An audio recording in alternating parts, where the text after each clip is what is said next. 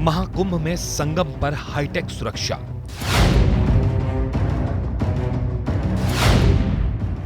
जल, थल, नभ में तीसरी आंख से निगरानी। अंडर वाटर ड्रोन 24 घंटे करेगा निगरानी।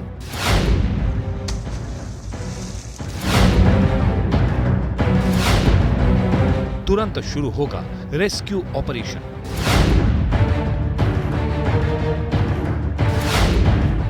संगम में लाइफ बॉय भी बचाएंगे लोगों की जान।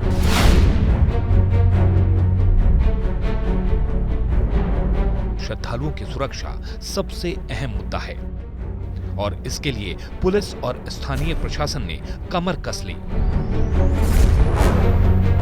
और सबसे बड़ी चुनौती, संगम में स्नान के दौरान होने वाली किसी भी दुर्घटना को रोकने के लिए यहां हाईटेक संसाधन तैनात किए गए हैं।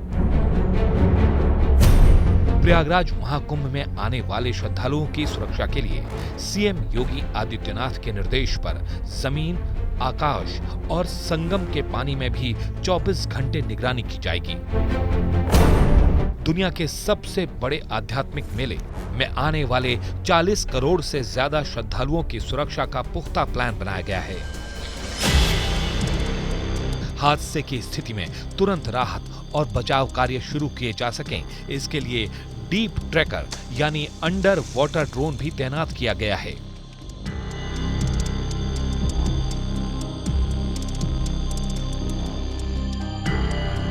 ये अंडर वाटर ड्रोन हादसे की स्थिति में तुरंत पानी के नीचे जाकर ऑब्जेक्ट यानी पानी में डूबे व्यक्ति को लोकेट करेगा, ताकि तुरंत राहत एवं बचाव कार्य शुरू किए जा सकें।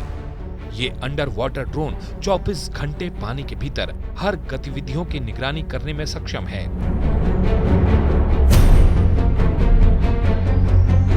बेहद तेज गति से ये असीमित दूरी और पानी के अंदर 100 मीटर गहराई तक जाकर ये ड्रोन हर गतिविधि की सटीक जानकारी देगा।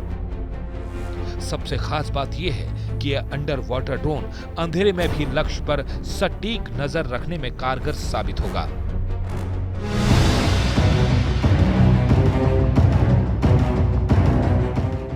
पीएसी के साथ एसडीआरएफ और एनडीआरएफ की टीम मिलकर श्रद्धालुओं की सुरक्षा का काम कर रही है, जिसमें बकायदा एक श्रद्धालु की सुरक्षा को लेकर रणनीति बनाई जा रही है। यहां 700 झंडे लगी नावों पर 24 घंटे पीएसी, एनडीआरएफ, एसडीआरएफ के जवान तैनात रहेंगे।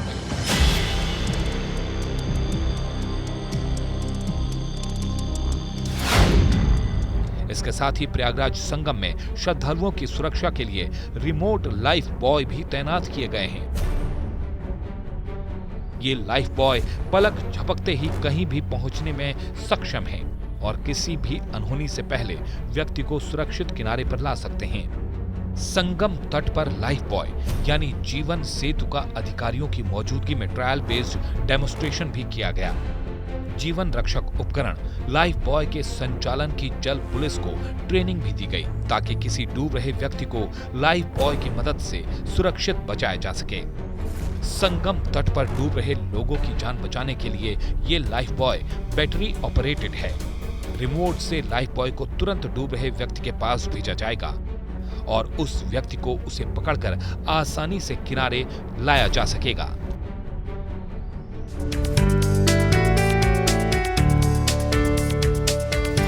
प्रयागराज महाकुंभ में तैरते घाट।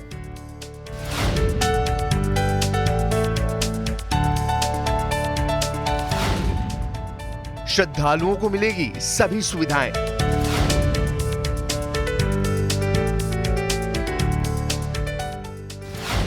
तैरते घाटों पर बाथरूम, चेंजिंग रूम भी।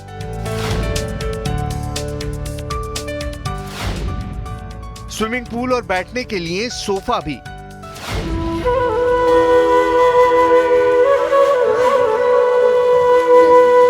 प्रयागराज महाकुंभ इस बार बेहद भव्य होने की उम्मीद है।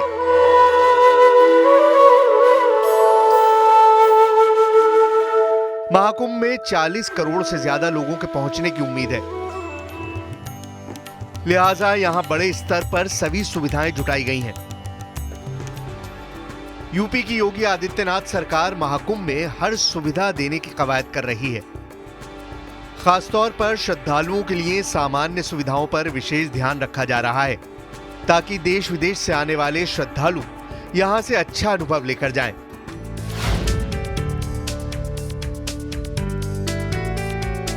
इसके लिए यूपी सरकार, स्थानीय प्रशासन, टूरिज्म विभाग कई नए प्रयोग कर रहे हैं। इनमें से एक है फ्लोटिंग जेटी यानी तैरते घाट।